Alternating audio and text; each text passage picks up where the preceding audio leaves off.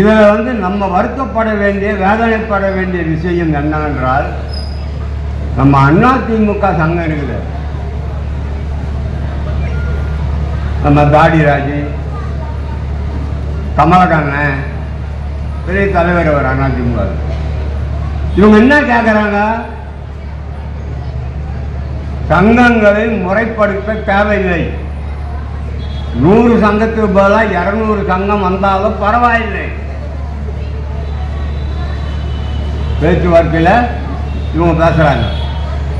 ஏன் ஏடிபி அப்படி பேசுது? இந்த டெப்போவில் இருக்கிற நம்முடைய அருமை அதிமுக நண்பர்களை நான் கேட்குறேன், என்ன காரணத்துக்காக நீங்கள் 200 சங்கம் வேணும்ன்றீங்க? கடந்த பேச்சுவார்த்தை போல ஒரு நல்ல ஒப்பந்தத்தை உருவாக்க விடாமல் செய்வதுதான் உங்களுடைய நோக்கம். ஒரு ஒப்பந்தம் பேர்நாட்டிக்கு ஒரு நல்ல ஒப்பந்தத்தை நம்ம உருவாக்கணும்.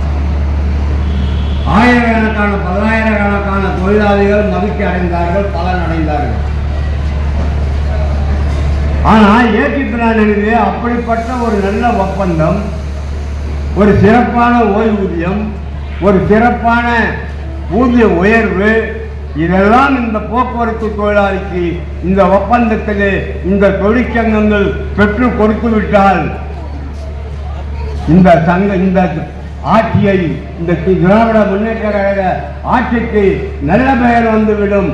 எனவே நல்ல ஒப்பந்தம் நடக்கக்கூடாது. மகன் செத்தாலும் பரவாயில்லை, மருமக தாலியை அறுக்கணும். இதானே அவங்க கொள்கை. உங்களுக்கு என்ன நோக்கம்?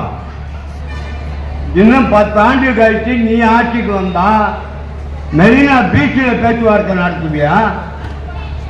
அன்னைக்கு 500 சங்கம் வருவான், 1000 சங்கம் வருவான். நீ என்ன பீச்சு காட்டும்போது பேச்சுவார்த்தை நடத்துவ? யோசிக்கிறா? நீ ஆட்சியில் இருந்தா ஒண்ணு, நீ ஆட்சியில் இல்லைன்னா ஒண்ணு.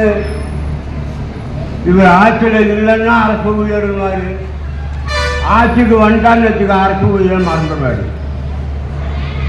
இப்படியெல்லாம் தொழிற்சங்கங்கள் இந்த நாட்டில் செயல்பட்டு கொண்டிருக்கிறது என்பதை வேதனையோடு நம்ம பார்க்கணும்.